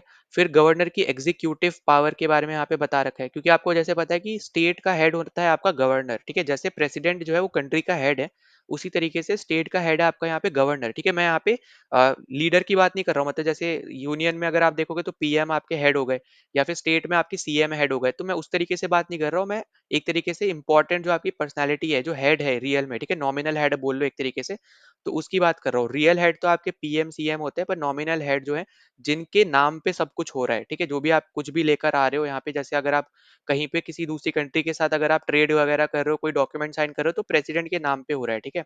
तो ये सब छोटी छोटी चीजें जो आपको यहाँ पे पता होना चाहिए, तो वो बेसिकली आपकी सब एग्जीक्यूटिव पावर में आती है। तो ये आपका यहाँ पे दे रखा है गवर्नर का 154 के अंदर, ठीक है? तो छोटी छोटी चीजें हैं जो आपको याद रखनी है। और क्वालिफिकेशन पूछा जाए यहाँ पे गवर्नर की, तो क्वालिफिकेशन आपको यहाँ पे दे रखी है 157 में, ठीक है? तो ये भी आपको यहाँ पे याद रखना है। बाकी जैसे जैसे आगे आप हमारे क्वेश्चन आएंगे तो हम और भी चीजें यहाँ पे डिस्कस करते हुए चल लेंगे। अब अगले क्वेश्चन पे चलते हैं। अगला क्वेश्चन हमसे बोल रहा है कि कौन सा आपकी पार्लियामेंट्री कमेटी है ऐसी जिसके 30 मेंबर होते हैं, जिसके अंदर 30 मेंबर होते हैं, ठीक है। अब यहाँ पे ये आपकी कमेटी है, यहाँ पे एस्टिमेट कमेटी, ठीक है। तो एस्टिमेट कमेटी की हम पहले सबसे पहले बात कर लेते हैं। तो ये बेसिकली आपकी जो कमेटी है, ये आपके इसके अंदर आपको देखने को मिलेंगे 30 मेंबर, जैसा आपको यहाँ पे दे रखा है। और जितने भी आपके मेंबर है, सबके सब आपके लोकसभा के ही मेंबर होते हैं, ठीक है। एक भी आपका राज्यसभा का मेंबर नहीं होगा, ये भी आपको यहाँ पे याद रखना है। फिर अगर टर्म ऑफ ऑफिस पूछे तो ये याद रखना कि 1 साल का यहाँ पे इनका कार्यकाल होता है या फिर टर्म होती है, ये इंपॉर्टेंट है, ये याद रखना। फिर ये स्टार्ट किसने किया था, ये आपसे पूछ लेगा, तो ये आपका है जॉन मैथाई ने, ठीक है। जॉन मैथाई ने बेसिकली, ये आपका उस टाइम पे फॉरेन मिनिस्टर, बताइए, आपका था मिनिस्टर था, फाइनेंस मिनिस्टर, क्योंकि ये जो तीनों आपको जो कमिटीज दे रखी है ना, ये आपकी फाइनेंस से रिलेटेड है, ठीक है। तो फाइनेंस रिलेटेड और आपकी यहाँ पे ये कमिटीज हैं, तो याद रखना ये आपका फाइनेंस मिनिस्टर था। और ये 1950 से आप यहाँ पे बोल सकते हो, यहाँ पे हुए हो रहा था यहाँ पे शुरू, तो याद रखना। और ये जॉन मिथाई ने ये किया था 1921 से, ठीक है। इंडिया में 1950 से आप बोल सकते हो यहाँ पे ये चीज शुरू हो रही थी, ठीक है। तो छोटी छोटी चीजें जो आपको यहाँ पे याद रखनी है, इंपॉर्टेंट है, जो आपसे यहाँ पे पूछा जा सकता है जिनके बारे में। अब उसके बाद अगर आपको देखो यहाँ पे दिख रहा होगा, एक है आपकी कमेटी ऑन पब्लिक अंडरटेकिंग, ठीक है। तो ओरिजिनली जब आपकी यहाँ पे ये कमेटी आई थी, तो ओरिजिनली इसमें यहाँ पे मेंबर थे 15, जिसमें से जो आपके 10 मेंबर थे ये आते थे लोकसभा से, और 5 मेंबर आते थे यहाँ पे राज्यसभा से। इसके बाद इसको चेंज कर दिया था यहाँ पे 1974 में। 1974 में इसको चेंज कर दिया, जिसमें अब यहाँ पे 15 मेंबर आने लग गए यहाँ पे लोकसभा से, और आपके 7 मेंबर आने लग गए यहाँ पे राज्यसभा से। तो अब बताओ यहाँ पे टोटल मेंबर कितने हो गए, यहाँ पे हो गए 22, ठीक है। तो टोटल मेंबर हो गए यहाँ पे 22। इसका टर्म पूछा जाए तो ये भी आपका है 1 ईयर का। ये कौन से आपके आप बोल सकते हो कमेटी से यहाँ पे बनाई गई थी, तो 1964 में आपकी कमेटी आई थी यहाँ पे, कृष्णन मैनन कमेटी, ठीक है, कृष्णन मैनन कमेटी। तो उसके थ्रू यहाँ पे ये चीज बनाई गई थी, ठीक है। ये पर्टिकुलर आपकी यहाँ पे कमेटी बनाई, ये आपका ये वाली जो पार्लियामेंट्री कमेटी है, ये बनाई गई थी, ठीक है। इसके बाद आपका एक बचा है, ये आपका यहाँ पे पब्लिक अकाउंट्स कमेटी। अब जो पब्लिक अकाउंट्स कमेटी है, ये आपकी सेटअप हुई थी यहाँ पे 1921 में, ठीक है। ये आपकी कब सेटअप हुई, 1921 में सेटअप हुई, ये आपको याद रखना है। इसके बाद आपको यहाँ पे याद रखना है कि ये आपकी बनी है under government of India act of 1919, ठीक है। 1919 के अंदर आपकी यहाँ पे ये कमेटी बनी है, ये भी पॉइंट आपको याद रख लेना है। इसमें आपके 22 मेंबर होते हैं, 15 आपके आते हैं लोकसभा से, 7 आपके आते हैं राज्यसभा से। तो इनको, इस वाली को और पहली वाली को, ठीक है, तीसरी और पहली वाली को आप दोनों को यहाँ पे सिमिलर समझ सकते हो थोड़ा बहुत, कि सेम नंबर ऑफ आपके मेंबर्स है, ठीक है। तो इस तरीके से याद रख लेना। और जो आपका कैग होता है ना, जो आपकी ये कॉन्स्टिट्यूशनल पोस्ट है ना, तो ये जो आपके कैग होते हैं, ये बेसिकली यहाँ पे ऑडिट करते हैं रिपोर्ट्स को, आपको पता होगा। तो ये जो भी आपकी कमेटी की जो भी मतलब यहाँ पे जो भी रिपोर्ट्स वगैरह रहेंगी, ये सब आपकी यहाँ पे इस कमेटी के पास जाती है, ठीक है। तो ये भी आपको याद रखना है कि जो आपके प्रेसिडेंट होते हैं, वो आपके पार्लियामेंट के सामने रिपोर्ट्स रखते हैं, वो सब आपके यहाँ पे इनके पास जाती है। तो सिंपल टर्म्स में आपको यहाँ पे इस तरीके से याद रख लेना है कि इंपॉर्टेंट इन तीनों में देखा जाए तो पहली वाली कमेटी रहेगी, वो है पब्लिक अकाउंट्स कमेटी, क्योंकि इस पे जो आपका चेयरमैन भी रहेगा, वो आपका ऑपोजिशन का यहाँ पे मेंबर रहता है, ठीक है, ऑपोजिशन से रिलेटेड। तो ये इंपॉर्टेंट चीजें हैं। और इसमें आपको देखने को मिलेगा कि आपकी ना दो टाइप की कमेटी होती है, एक होती है आपकी एडॉक, जो आपकी बेसिकली होती है यहाँ पे टेम्पररी, ठीक है, ये आपकी होती है टेम्पररी कमेटी। फिर एक होती है आपकी यहाँ पे स्टैंडिंग कमेटी, ठीक है, एक होती है आपकी यहाँ पे स्टैंडिंग कमेटी, जिसको आप एक तरीके से आप बोल सकते हो परमानेंट होती है, पर उनका यहाँ पे जो टर्म ऑफ ऑफिस है, वो हर साल यहाँ पे आप देखोगे मेंबर्स आपके बदलते रहते हैं उसमें, ठीक है, जो भी आपके रहेंगे। तो ये छोटा सा आपका यहाँ पे क्वेश्चन था, ये भी आपको याद रख लेना है। पर आपके पार्लियामेंट्री कमेटी से रिलेटेड हमने तीनों चीजें डिस्कस कर ली है, जो आपकी यहाँ पे कमेटीज है फाइनेंस से रिलेटेड, जो आपसे ज्यादातर क्वेश्चन पूछता है जिसके बारे में। तो अब आपको यहाँ पे पता चल जाएगा, ठीक है। और यहाँ पे मैं लिख दे रहा हूँ, एक चीज मैंने नहीं लिखी ना, नहीं लिखा है ऊपर, ठीक है, चलो। जॉन मेथाई वाला यहाँ पे ऊपर वाला है, ठीक है। तो इसको यहाँ पे बिल्कुल भूलना नहीं है। ना अगले क्वेश्चन पे चलते हैं। तो अगले क्वेश्चन उनसे पूछा जा रहा है कि जो आपके अलवर्स थे, वो आपके यहाँ पे किसके डिवोटी थे, मतलब कौन से भगवान के यहाँ पे ये पूजा करते थे, कौन से भगवान की, ठीक है। तो यहाँ पे आपको याद रखना है कि ये आपके पूजा करते थे यहाँ पे विष्णु भगवान की, ठीक है, अलवर्स जो थे। अब यहाँ पे देखो, आपसे क्या पूछा जा सकता है, आपसे पूछ सकता है कि टोटल आपके अलवर्स कितने थे, क्योंकि अब ये छोटा नंबर है तो जरूर आपसे पूछा जा सकता है। तो याद रखना टोटल थे आपके 12, और इसमें सिर्फ और सिर्फ एक ही फीमेल थी, इसलिए बहुत ज्यादा इंपॉर्टेंट हो जाता है, तो इनके बारे में पता होना चाहिए। वो है यहाँ पे, इनका नाम है अंडल, ठीक है, एंडल। तो यहाँ पे ये भी याद रखना कि ओनली फीमेल है, जो कि अलवर थी, जो यहाँ पे विष्णु भगवान की पूजा करती थी, और वो अलवर्स में काउंट होती थी, ठीक है। तो वो है यहाँ पे एंडल। अब यहाँ पे जो शिव भगवान की पूजा करते थे, उनका यहाँ पे नाम है नयनार्स, ठीक है। नैन से आप यहाँ पे याद रख सकते हो, क्योंकि यहाँ पे भगवान शिव की भी 3 आंखें हैं ना जैसे, तो उस तरीके से आप याद रख सकते हो कि तीसरी आंख जो है उसके थ्रू आप याद रख सकते हो नैनार से। तो ये आप याद रख लेना। और टोटल यहाँ पे कितने थे, ये भी आपसे पूछ सकता है, तो ये भी क्योंकि बहुत बड़ा नंबर नहीं है, पर अलवर्ड से बड़ा नंबर है, ये याद रखना। तो ये है आपके 63। ठीक है, तो टोटल की बात करें तो 63। अगर आपसे ये पूछे कि अलवर्स और नयनार्स में से कौन से ज्यादा है, इक्वल है, इस तरीके से अगर कोई सिंपल क्वेश्चन आ जाता है, तो उसमें आपको पता होना चाहिए कि नयनार्स आपके ज्यादा थे एज कम्पेयर टू आपके अलवर्स। ठीक है, अब यहाँ पे ना आपको 3 फीमेल देखने को मिलती है 63 में भी। देखो अगर आप सिर्फ 3 फीमेल देखने को मिल रही है तो ये भी आपके लिए इंपॉर्टेंट हो जाती है। कौन कौन सी है? पहले का नाम है यहाँ पे इसाइग नईनार। ठीक है, अब प्रोनाउंसिएशन आप यहाँ पे कर लेना, ठीक है, एक बार, क्योंकि हर एक के हिसाब से अलग प्रोनाउंसिएशन बन सकती है। ठीक है, थोड़ा सा नाम आप बोल सकते हो यहाँ पे डिफिकल्ट है प्रोनाउंस करना। ठीक है, फिर है आपका यहाँ पे मनगन यान कराई सियार, ये है आपकी दूसरी। फिर तीसरी है आपकी यहाँ पे कराई काल, कराई काल अम्माई यार। ठीक है, कराई काल अम्माई यार। तो यहाँ पे ये तीन आपकी फीमेल आपकी ये नयनार्स हैं। ठीक है, तो यहाँ पे ये बस सिंपल सा आपका यहाँ पे क्वेश्चन था, तो ये आपको याद रखना है कि कौन आपके यहाँ पे किसको पूछते हैं, कौन से भगवान को, कितने हैं, नंबर याद रखना, और फीमेल्स के बारे में याद रखना है, क्योंकि मेल तो आपके बहुत है तो उनके बारे में एज सच कोई ज्यादा क्वेश्चन आपको देखने को नहीं मिलेगा, वो आगे हम डिस्कस कर लेंगे अगर आपका यहाँ पे बहुत ज्यादा इंपॉर्टेंट अगर कोई और आते हैं तो उनके बारे में। ठीक है, पर यहाँ पे आपको फीमेल्स तो एटलीस्ट पता होना चाहिए, क्योंकि ये आपकी बहुत ही कम है। ठीक है, फिर अगले क्वेश्चन पे चलते हैं। अब अगला क्वेश्चन देखो आपसे पूछ रहे हैं यहाँ पे कृष्णदेव राय जो थे वो कौन से डायनेस्टी के रूलर थे। ठीक है, डायनेस्टी आपसे पूछ रहा है। तो देखो सबसे पहली चीज आपको पता होना चाहिए ये आपके कौन से अंपायर से रिलेटेड है। तो अगर आप वो पूछा जाए तो ये है आपके विजयनगर एम्पायर से रिलेटेड। ठीक है, विजय नगर एम्पायर से रिलेटेड है ये। सबसे पहले तो आपको यही पता होना चाहिए। और ये याद रख लेना फाउंडर कौन थे विजयनगर एम्पायर के। तो यहाँ पे फाउंडर थे हरिहरा, हरिहरा और बुक्का। ठीक है, हरिहरा और बुक्का थे यहाँ पे फाउंडर। तो फाउंडर पूछे ये याद रख लेना। अगर विजयनगर एम्पायर के बारे में ये पूछे कि यहाँ पे कृष्णदेवराय कौन से एम्पायर से रिलेटेड है तो वो आपके हैं विजयनगर एम्पायर। फाउंडर पूछे तो आपको ये पता चल गया। फिर कैपिटल अगर आपसे पूछे कि कैपिटल क्या थी, तो कैपिटल थी आपकी यहाँ पे हम्पी। ठीक है, इनकी कैपिटल थी यहाँ पे हम्पी, तो ये भी आपको यहाँ पे याद रख लेना है। अब देखो जब आपके कृष्णदेवा राय थे, ठीक है, जब आपके यहाँ पे विजयनगर एम्पायर में जब रूल कर रहे थे तो इनके कंटेम्पररी कौन था, मतलब इनके टाइम पीरियड पे मुगल में कंटेम्पररी कौन था, वो था आपका बाबर। ठीक है, बाबर आपका कंटेम्पररी था। पर जब यहाँ पे ये बना था विजयनगर एम्पायर उस टाइम पे मोहम्मद बिन तुगलक आपका कंटेम्पररी था। ठीक है, जब ये बना था, शुरू हुआ था, आप ऐसे समझ लो, उस टाइम पे मोहम्मद बिन तुगलक कंटेम्पररी था, उस टाइम पे नॉर्थ में वो रूल करता था। और जब यहाँ पे कृष्ण देवा राय रूल कर रहे थे विजयनगर एम्पायर को तो उस टाइम पे आपका बाबर था। ठीक है, कंटेम्पररी उस टाइम पे नॉर्थ इंडिया में वो था। तो ये छोटे छोटे पॉइंट्स है, बस आपको यहाँ पे याद रख लेने हैं। तो ये था आपका यहाँ पे कंटेम्पररी। ठीक है, और ये कंटेम्पररी किसके हैं? केडीआर के। ठीक है, कृष्णदेवा राय के। और ये आपका यहाँ पे कंटेम्पररी है विजयनगर एम्पायर के, जब आपका यहाँ पे स्टार्टिंग हुई थी उसके। ठीक है, तो यहाँ पे मैं लिख दे रहा हूँ कंटेम्पररी। ठीक है, पूरा नहीं लिख रहा हूँ, शॉर्ट फॉर्म में लिख दे रहा हूँ यहाँ पे कंटेम्पररी रूलर। ठीक है, सीआर लिख दे रहा हूँ।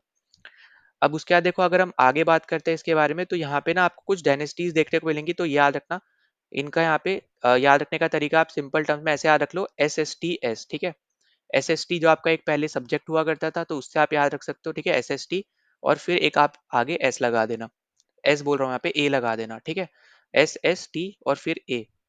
अब देखो यहाँ पे कौन कौन सी डायनेस्टीज हैं, मतलब यहाँ पे तो वो हम डिस्कस कर लेते हैं। तो विजयनगर एम्पायर में आपकी 4 डायनेस्टी है। पहली है आपकी यहाँ पे संगम डायनेस्टी। पहली आपकी कौन सी है? संगम डायनेस्टी। दूसरी है आपकी यहाँ पे सुलूवा डायनेस्टी। ठीक है, सुलूवू लिखा हुआ कहीं मिल जाएगा, कहीं पे आपको सालूवू लिखा हुआ मिल जाएगा। ठीक है, तो यहाँ पे ए और यू में थोड़ा बहुत आपका यहाँ पे ऊपर नीचे होगा, तो वो आप यहाँ पे जरूर देख लेना। ठीक है, फिर टी आपकी है यहाँ पे तलुवा डायनेस्टी, और ए से आपकी है यहाँ पे अराईवीडू डायनेस्टी।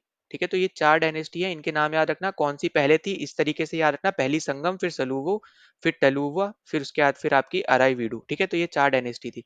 अब जो आपके कृष्णदेवा राय हैं, ये आपकी कौन सी डायनेस्टी से रिलेटेड है? तो ये आपके रिलेटेड है यहाँ पे तुलुवा डायनेस्टी से, इस डायनेस्टी से। ठीक है, तो यहाँ पे अपना राइट आंसर क्या हो जाएगा? यहाँ पे सेकंड ऑप्शन अपना यहाँ पे करेक्ट हो जाएगा, तो ये भी आपको यहाँ पे याद रखना है। अब देखो इनके टाइम पीरियड पे ना 2 पोर्चुगीज ट्रैवलर आए थे, तो वो भी आपसे पूछ सकता है कि किसके टाइम पीरियड पे आए थे, तो वो याद रख लेना नाम। एक है आपका यहाँ पे बारबोसा, ठीक है, डोटे बारबोसा, और एक है आपका यहाँ पे डोमिंगो पेस, डोमिंगो पेस। ठीक है, तो ये दोनों नाम आपको याद रखना है, और ये है आपके दोनों पोर्चुगीज। ठीक है, पोर्चुगीज ट्रैवलर, तो वो आपके इन्हीं के ही टाइम पीरियड पे आए, ये भी आपको यहाँ पे याद रख लेना है। ठीक है, इंपॉर्टेंट है, तो प्लीज इसको यहाँ पे बिल्कुल भूलना नहीं है।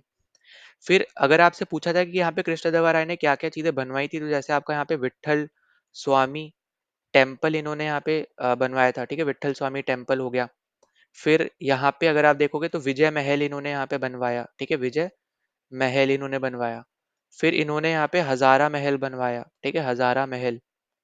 तो ये भी पॉइंट इंपॉर्टेंट है, तो ये भी बिल्कुल नहीं भूलना है, ठीक है, हजारा महल।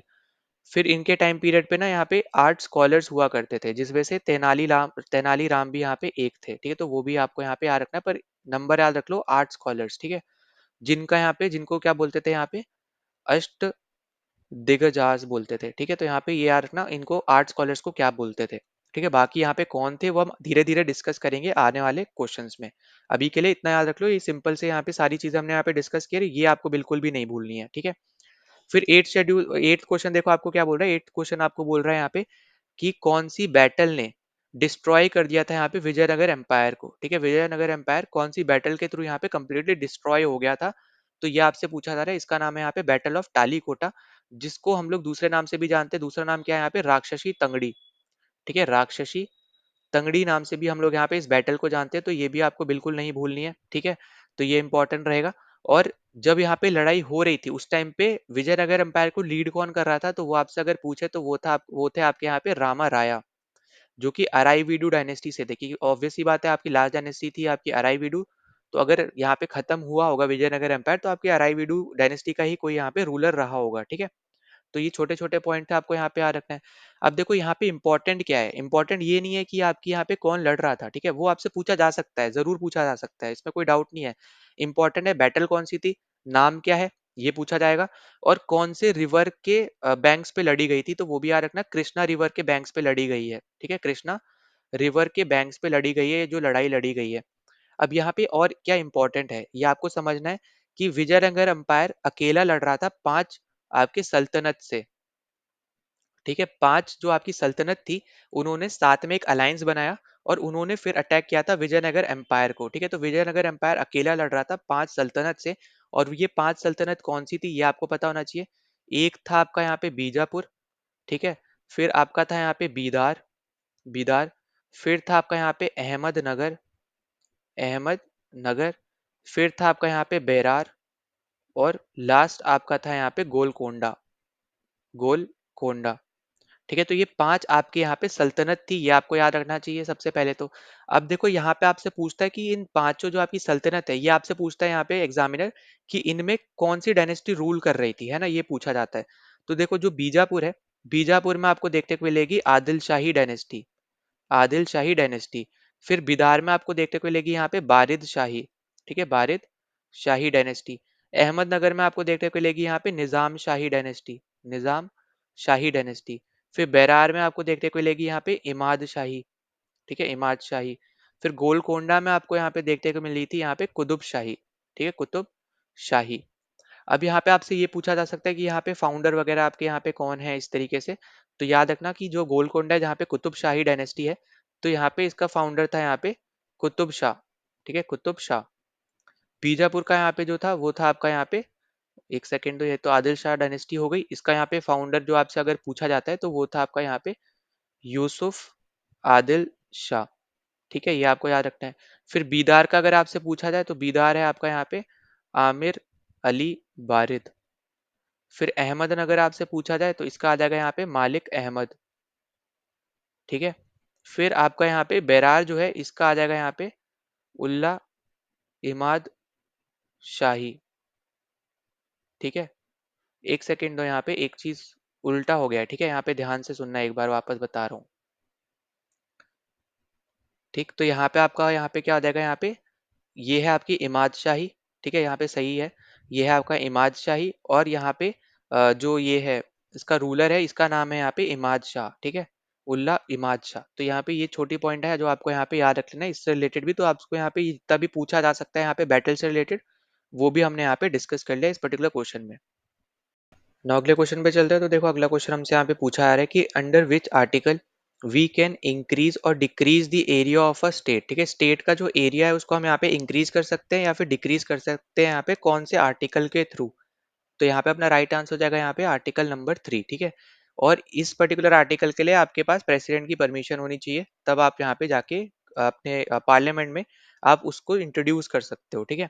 पर यहाँ पे ये इससे ज्यादा इंपॉर्टेंट क्या है आपके लिए कि हम लोग इस पर्टिकुलर आर्टिकल में क्या क्या कर सकते हैं। तो यहाँ पे देखो शॉर्ट फॉर्म से याद रखना, वो है आपकी शॉर्ट फॉर्म फिदा। ठीक है, 5 चीजें हम लोग यहाँ पे कर सकते हैं, तो शॉर्ट फॉर्म याद रख लो यहाँ पे, वो है फिदा। पहला है आपका यहाँ पे कि आर्टिकल 3 से ही आप एक नई स्टेट बना सकते हो। ठीक है, फॉर्म अ न्यू स्टेट, ये सबसे पहली चीज आपको याद रखनी है। फिर जो आपको आई दे रखा है, तो ये आपका होता है यहाँ पे कि आप इंक्रीज कर सकते हो यहाँ पे एरिया। ठीक है, आप इंक्रीज कर सकते हो एरिया कोई भी स्टेट का। और दूसरा है यहाँ पे कि आप डिक्रीज कर सकते हो किसी का एरिया। ठीक है, अब यहाँ पे अगर मान लो यहाँ पे इंडिया का साइज सेम ही रहता है ना, तो उस केस में अगर किसी स्टेट की एरिया इंक्रीज हो रही है तो दूसरे की डिक्रीज हो रही होगी, ऑब्वियस सी बात है यहाँ पे। तो आपको ये समझना है कि दोनों आपके साइमल्टेनियसली चलते हैं, एक साथ चलते हैं ये। ठीक है, फिर उसके बाद आपको याद रखना है यहाँ पे जो पहला ए दे रखा है, ये आपको बताता है कि आप यहाँ पे अल्टर कर सकते हो बाउंड्रीज। अल्टर मतलब होता है चेंज कर सकते हो बाउंड्रीज। मतलब जैसे मान लो कि ये एक आपकी स्टेट है, ठीक है, और ये एक आपकी एक स्टेट लग रही है इस पर्टिकुलर स्टेट के साथ। अब यहाँ पे मान लेते हैं जैसे ये आपका फॉर एग्जांपल कोई एक ए स्टेट है, ये आपकी कोई बी स्टेट है। ठीक है, यहाँ पे हिंदी स्पीकिंग लोग रहते हैं, यहाँ पे कोई दूसरे यहाँ पे स्पीकिंग लोग रहते हैं। अब इस पर्टिकुलर बी स्टेट में ना, इस एरिया में मान लेते हैं कि यहाँ पे बहुत ज्यादा हिंदी स्पीकर्स हैं, हद से ज्यादा हिंदी स्पीकर्स है। और इसने यहाँ पे क्या किया, गवर्नमेंट क्या करेगी इस पर्टिकुलर केस में, कि ए वाले में ना अगर वो करना चाहे, तो जरूरी नहीं है कि वो करेगी। ठीक है, ये पॉइंट भी आपको समझना है। अगर मान लो करना चाहे तो वो क्या करेगी, ए वाले को ये वाला रीजन दे देगी। और हम लोग मान लेते हैं कि बी वाले ए वाले केस में इस वाले स्टेट पे, ऐसी स्टेट, ये वाली स्टेट में जो आपकी लैंग्वेज है वो आपकी ऐसी लैंग्वेज है जो बी वाले स्टेट के लोग बोलते हैं। तो उसमें फिर वो यहाँ पे चेंज कर देगी बाउंड्रीज में कि ए वाले को ये वाला हिस्सा मिल जाएगा, बी वाले को ये ए वाला का ये वाला हिस्सा मिल जाएगा। मतलब एक तरीके से बी की जो बाउंड्री है वो ए में थोड़ी बहुत शिफ्ट हो जाएगी और ए की बाउंड्री बी में शिफ्ट हो जाएगी। ठीक है, मतलब यहाँ पे जमीन जो है यहाँ पे वो दोनों की आपस में इंटरचेंज हो जाएंगी, सिंपल टर्म्स में आप ऐसे समझ लो। ठीक है, पर यहाँ पे ये बहुत रेयर चांस है कि आपको यहाँ पे ऐसी चीज देखने को मिले, तो यहाँ पे इसको बस आपको यहाँ पे याद रख लेना है। अब देखो जो आपको लास्ट दे रखा है, ये आपका होता है यहाँ पे अल्टर नेम। ठीक है, कोई भी स्टेट अपना नाम बदल सकती है। अब जैसे उड़ीसा था, उड़ीसा हो गया है ना, उड़ीसा ने अपना नाम चेंज कर लिया। या फिर कोई दूसरी स्टेट है, जैसे आपको पता होगा पहले यूनाइटेड प्रोविंस नाम था यूपी का, अब यहाँ पे यूनाइटेड आपका यहाँ पे उत्तर प्रदेश हो गया यूनाइटेड प्रोविंस से, है ना। फिर उत्तरांचल से उत्तराखंड हो गया। तो ऐसे बहुत सारे आपके यहाँ पे नाम चेंज हुए हैं स्टेट्स के, तो वो भी आपको यहाँ पे याद रखने हैं। तो वो सब आपके यहाँ पे आर्टिकल 3 के अंदर आपका एक पॉइंट है, वो है आपका यहाँ पे लास्ट वाला, जिसके थ्रू आप नाम भी चेंज कर सकते हो। ठीक है, तो यहाँ पे ये आर्टिकल बस आपको याद रखना है। और एक छोटा सा पॉइंट और याद रख लेना कि जो आर्टिकल 9 है, जो वैसे तो ये आपका सिटीजनशिप के अंदर आता है, पर यहीं पे मैं आपको बता दे रहा हूँ, ये इनडायरेक्टली आपको बताता है यहाँ पे सिंगल सिटीजनशिप के बारे में। सिंगल सिटीजनशिप के बारे में आपको ये आर्टिकल इनडायरेक्टली बताता है। अगर आपसे पूछा जाए कौन सा आर्टिकल बताता है, तो आर्टिकल 9 आपको बताता है। ठीक है, बस इतना पॉइंट आपको यहाँ पे याद रख लेना है। अब अगले क्वेश्चन पे चलते हैं। अगला क्वेश्चन देखो, हमसे बोल रहा है कि कौन सी ट्रीटी यहाँ पे साइन हुई है ब्रिटिशर्स और अफगानिस्तान के बीच में। और ये बेसिकली बात करी जा रही है यहाँ पे ब्रिटिश टाइम पे, मतलब ब्रिटिश इंडिया के टाइम पे। ठीक है, ब्रिटिश इंडिया के टाइम पे ब्रिटिशर्स और अफगानिस्तान में यहाँ पे जो डायनेस्टी रूल कर रही थी, जो किंग था, उसके बीच में कौन सी ट्रीटी साइन हुई, ये बेसिकली आपसे पूछा जा रहा है। तो देखो सबसे पहले तो आपको याद रखना है, यहाँ पे आंसर हो जाएगा आपका ट्रीटी ऑफ गंडमक, जो कि आपके लिटन के टाइम पे पास हुई थी। ठीक है, लिटन के टाइम पे आपकी यहाँ पे ये हुई थी, ये आपको याद रखना है। दूसरा आपको यहाँ पे क्या याद रखना है कि जो आपकी यानडोबो जो ट्रीटी है, ये आपकी आई थी यहाँ पे म्यांमार के साथ आपकी यहाँ पे साइन हुई है, जिसको उस टाइम पे बर्मा बोला जाता था। ठीक है, फिर ट्रीटी ऑफ लहासा जो है, ये आपकी साइन हुई है तिब्बत के साथ, ये आपको याद रख लेना है। फिर आपकी एक और ट्रीटी है जो आपकी भूटान के साथ साइन हुई है, और इस ट्रीटी का नाम है यहाँ पे पुनाखा। ठीक है, ट्रीटी ऑफ पुनाखा। तो ये आपकी यहाँ पे कुछ इंपॉर्टेंट ट्रीटी है, इनसे रिलेटेड आपको यहाँ पे चीजें याद रखनी है, आपसे क्वेश्चन यहाँ पे जरूर पूछे जाएंगे। ठीक है, तो यहाँ पे ये आपकी इंपॉर्टेंट ट्रीटी था। हाँ, एक ये रह गई, ये आपकी है नेपाल के साथ। ठीक है, तो यहाँ पे ब्रिटिशर्स ने इन सब ट्रीटीज, यहाँ पे ये सब ट्रीटीज साइन करी थी अपनी नेबरिंग कंट्रीज के साथ। तो ये सब आपको ट्रीटीज के नाम याद रहने चाहिए। और गंडमक क्योंकि इंपॉर्टेंट है, क्योंकि पहली अफगानिस्तान वॉर में तो अंग्रेज हार गए थे, और ये आपकी साइन हुई थी दूसरी अफगानिस्तान, जो आपकी एंग्लो अफगान वॉर हुई थी। ठीक है, एंग्लो अफगान जो वॉर हुई थी, उसके उसमें आपकी यहाँ पे ये वाली ट्रीटी साइन हुई थी। इसलिए मैंने आपको लिटन का नाम बताया, क्योंकि वहां पे जीते थे अंग्रेज। ठीक है, पहली बारी में तो ये हार गए थे। तो एटलीस्ट आपको बस इतनी पॉइंट आपको यहाँ पे याद रख लेना है इस पर्टिकुलर क्वेश्चन से रिलेटेड। ना अगले क्वेश्चन पे चलते हैं। तो अगले क्वेश्चन में देखो हमसे यहाँ पे पूछा जा रहा है कि कौन सी इनमें से कौन सी ऐसी स्टेट है जिसके पास ज्यादा सीट्स हैं यहाँ पे राज्यसभा में। अब देखो जैसे आपको यहाँ पे पता होगा कि आपको यहाँ पे जो आपका शेड्यूल 4 है ना, जो आपका शेड्यूल 4 है बेसिकली ये आपको बताता है कि यहाँ पे किस स्टेट की कितनी सीट्स होंगी यहाँ पे राज्यसभा में, ये तो आपको पता ही होगा, हम पहले भी यहाँ पे डिस्कस कर चुके हैं। ये आपको कौन बताता है? ये आपको बताता है यहाँ पे शेड्यूल 4। ठीक है, तो यहाँ पे मैं लिख भी दे रहा हूँ, ये आपको बताता है शेड्यूल 4, तो सबसे पहले ये पता होना चाहिए। अब यहाँ पे देखो, अगर आपसे पूछता मैक्सिमम किस में, तो वो आपका है यहाँ पे आंसर यूपी, जिसमें 31 सीट्स आती है, ये आपका मैक्सिमम है। ठीक है, तो ये भी याद रख लेना, ये आपका मैक्सिमम है। इसके बाद आपका आता है यहाँ पे महाराष्ट्र, जिसमें 19 सीट्स है। तो यहाँ पे अपना जो राइट आंसर है वो है आपका महाराष्ट्र, क्योंकि हमें यहाँ पे यूपी दे नहीं रखा और हमसे यहाँ पे पूछा है कि मोर सीट्स, ठीक है, सबसे ज्यादा इसमें है, तो वो आपका हो जाएगा यहाँ पे महाराष्ट्र, क्योंकि वो दूसरे नंबर पे आता है।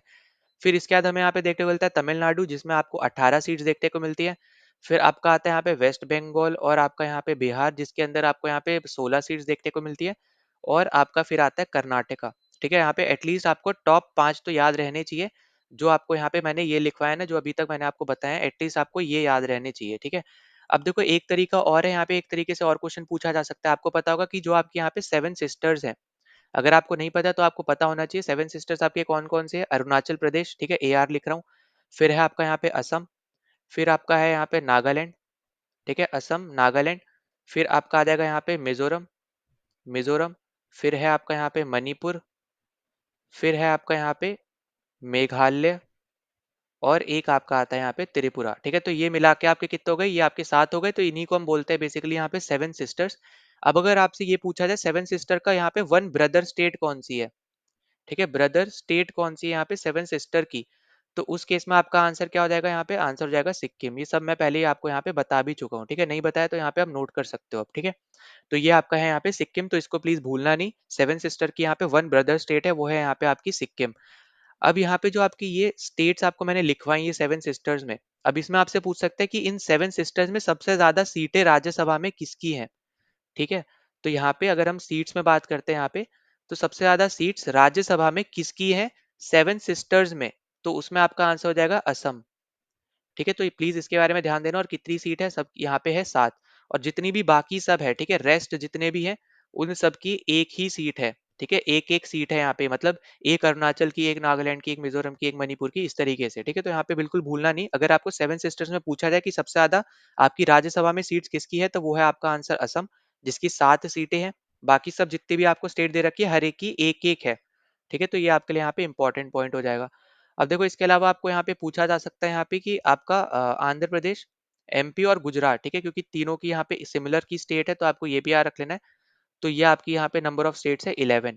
ठीक है, तो ये याद रख लेना, इनकी कितनी स्टेट्स है यहाँ पे? 11 सीट्स है यहाँ पे राज्यसभा में, मतलब 11 आंध्र प्रदेश की है, 11 मध्य प्रदेश की है और 11 है गुजरात की। उसी तरीके से वेस्ट बंगाल की 16 है, तो बिहार की 16 है। ठीक है, अलग अलग है, 16 16, एक साथ मत जोड़ लेना उसको। ठीक है, तो यहाँ पे इसलिए आपको ये याद रहना चाहिए।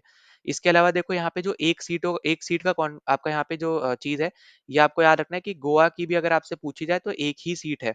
ठीक है, तो गोवा की भी अगर आपसे पूछी जाती है तो एक ही सीट है, क्योंकि आपको पता है यहाँ पे गोवा सबसे छोटा आपका राज्य है। ठीक है, आपको पता होना चाहिए कि स्मॉलेस्ट अगर आपको स्टेट पूछा जाए तो आपका है गोवा। अगर आपका यहाँ पे बिगेस्ट या लार्जेस्ट स्टेट पूछा जाए, ठीक है, बिगेस्ट या फिर लार्जेस्ट स्टेट पूछा जाए, तो ये आपका है राजस्थान। ठीक है, ये कौन सा आपका है? राजस्थान। तो ये आपको पता होना चाहिए। ये सब तो यहाँ पे छोटे छोटे स्टैटिक बेस्ड क्वेश्चन आपसे यहाँ पे बन सकते हैं। अब देखो यहाँ पे अगले क्वेश्चन पे जाने से पहले एक छोटे से और हम लोग थोड़ा डिस्कस कर लेते हैं।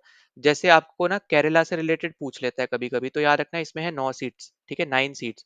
हम अभी भी राज्यसभा सीट्स के बारे में ही डिस्कस कर रहे हैं। ठीक है, फिर राजस्थान और उड़ीसा के बारे में अगर पूछे तो इन दोनों में आपको देखने को मिलती है यहाँ पे 10 10 सीटें।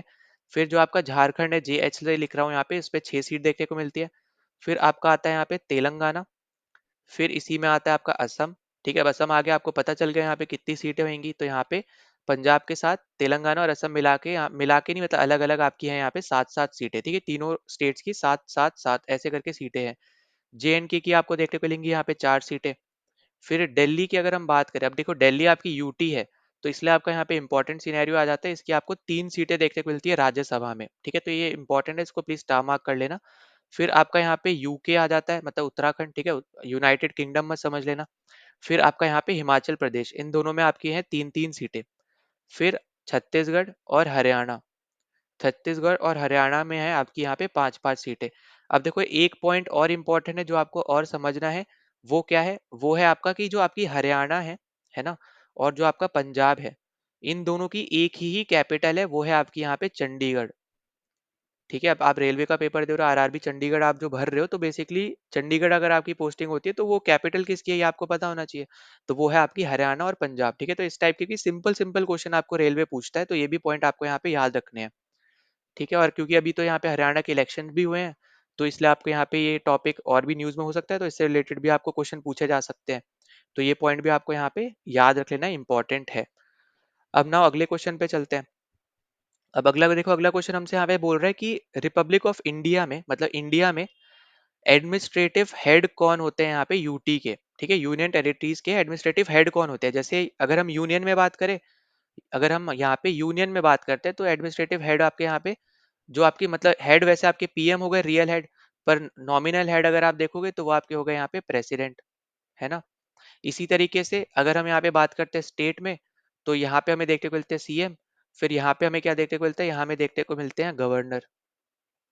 ठीक है, तो इसी तरीके से जो यूटी होती है, यूटी के अंदर ना दो आपको यहाँ पे ऑफिसेस देखने को मिलेंगे। एक होता है आपका लेफ्टिनेंट गवर्नर का, और एक आपका होता है यहाँ पे एडमिनिस्ट्रेटर का। ठीक है, दोनों का काम आपका एक ही है, पर पावर अगर आपसे पूछे किसकी ज्यादा होगी तो वो लेफ्टिनेंट गवर्नर की पावर ज्यादा होगी। ठीक है, इसके पास क्या होगी यहाँ पे मोर पावर होगी एज कम्पेयर टू एडमिनिस्ट्रेटर। ठीक है, एडमिनिस्ट्रेटिव नहीं है यहाँ पे, एडमिनिस्ट्रेटर है। ठीक है, तो ये छोटा सा पॉइंट और याद रख लेना अलग से। पर यूटी के जो हेड होते हैं, ठीक है, जो एक तरीके से आप बोल सकते हो यहाँ पे रियल हेड बोल लो, कोई बोल लो, वो आपका रहेगा यहाँ पे लेफ्टिनेंट गवर्नर या फिर एडमिनिस्ट्रेटर। अगर आपसे पूछे इन दोनों में पावर किसकी ज्यादा रहेगी, तो वो आपकी पावर ज्यादा रहती है लेफ्टिनेंट गवर्नर की। और यहाँ पे जो आपका आंसर है ये भी आपका लेफ्टिनेंट गवर्नर है। जैसे मैंने आपका अभी आपको बताया कि यूटी का हेड कौन रहेगा यहाँ पे, लेफ्टिनेंट गवर्नर, और एडमिनिस्ट्रेटर रहेगा, पर एडमिनिस्ट्रेटर यहाँ पे दे नहीं रखा है, तो आंसर क्या होगा यहाँ पे, लेफ्टिनेंट गवर्नर। ठीक है, अब यहाँ पे दोनों आपको कभी भी ऑप्शन में नहीं देगा। ठीक है, तो ये पॉइंट भी समझना है कि दोनों आपको ऑप्शन में नहीं देगा। अब यहाँ पे देखो अगला पॉइंट क्या इंपॉर्टेंट है, कि जो आपके लेफ्टिनेंट गवर्नर है ना, ये कुछ पर्टिकुलर स्टेट में ही ये पोजीशन मानी जाती है। मतलब स्टेट बोल रहा हूँ, यूटी में। ठीक है, कौन कौन सी यूटी होती है, एक है आपकी यहाँ पे अंडमान एंड निकोबार, दूसरा है आपका यहाँ पे दिल्ली, तीसरा है आपका यहाँ पे JNK। ठीक है, जम्मू एंड कश्मीर, क्योंकि आपको पता है यूटी बन गई है। ठीक है, फिर आपका लद्दाख। ठीक है, लद्दाख भी आपकी प्रेजेंट टाइम में यूटी ही है। और फिर आपकी है यहाँ पे पुडुचेरी। तो ये जो आपकी यहाँ पे जो आपको मैंने बताई, जितनी भी आपकी यहाँ पे यूटी बताई है ये पांच, इनमें जो यहाँ पे हेड होता है ना, वो आपका लेफ्टिनेंट गवर्नर होता है। वहीं अगर मैं बात करता हूँ यहाँ पे एडमिनिस्ट्रेटर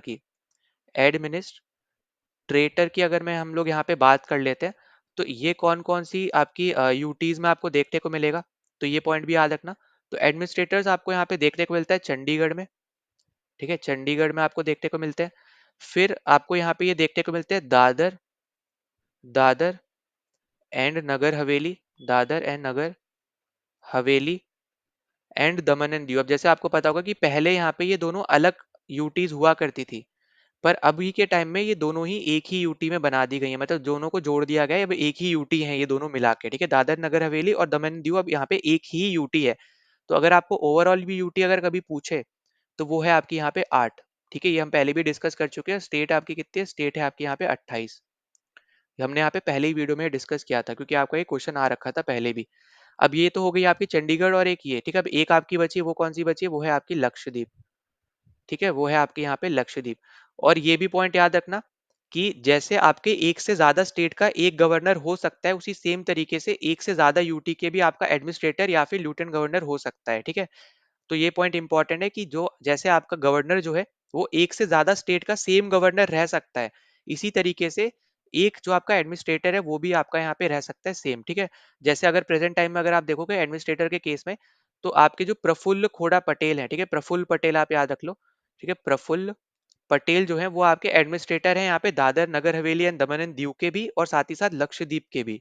ठीक है, तो ये पॉइंट इंपॉर्टेंट है कि दोनों के आपके एडमिनिस्ट्रेटर यहाँ पे एक से ज्यादा के हो सकते हैं एक ही। ठीक है, तो ये इंपॉर्टेंट पॉइंट है जो मुझे आपको यहाँ पे बताना था, तो ये हमने यहाँ पे डिस्कस कर लिया। ठीक है, तो अगर आपको यहाँ पे कोई भी दिक्कत होती है, कोई भी डाउट होता है, कुछ भी होता है यहाँ पे, कोई सजेशन भी अगर होता है, तो कमेंट सेक्शन में आप जरूर यहाँ पे मेंशन कर देना। हमने यहाँ पे इसके साथ अपने इस वीडियो के क्वेश्चन डिस्कस कर लिया। साथ ही साथ अगर आपको पीडीएफ चाहिए तो यहाँ पे टेलीग्राम पे जाके ये सर्च कर लेना, रिवील जी के चैनल आपको मिल जाएगा, वो ज्वाइन कर लेना, वरना डिस्क्रिप्शन में लिंक दे रखा है मैंने, वहाँ से जाके आप जॉइन कर सकते हो। आपको कोई भी यहाँ पे रुपया देने की या सब्सक्रिप्शन फीस देने की कोई ज़रूरत नहीं है यहाँ पे, कंप्लीटली फ्री पीडीएफ है, जो भी हम यहाँ पे लेक्चर में डिस्कस कर रहे हैं, ये सब आपको देखने को मिल जाएगा, ठीक है? तो टेलीग्राम चैनल का लिंक मैंने यहाँ पे डिस्क्रिप्शन में दे रखा है, वो वहाँ से जाके आप जॉइन कर सकते हो। साथ ही साथ कोई डाउट होता है, कोई सजेशन होता है, तो कमेंट सेक्शन में आप ज़रूर आप यहाँ पे मेंशन कर देना, क्योंकि कमेंट सेक्शन आप लोग के लिए ही है, ठीक है? और साथ ही साथ पहली बार आए चैनल पे प्लीज़ सब्सक्राइब कर देना, वीडियो को शेयर, वीडियो को लाइक कर देना, ताकि ज़्यादा से ज़्यादा लोगों तक पहुँच पाए। तो चलो मिलते हैं नेक्स्ट वीडियो में। जय हिंद।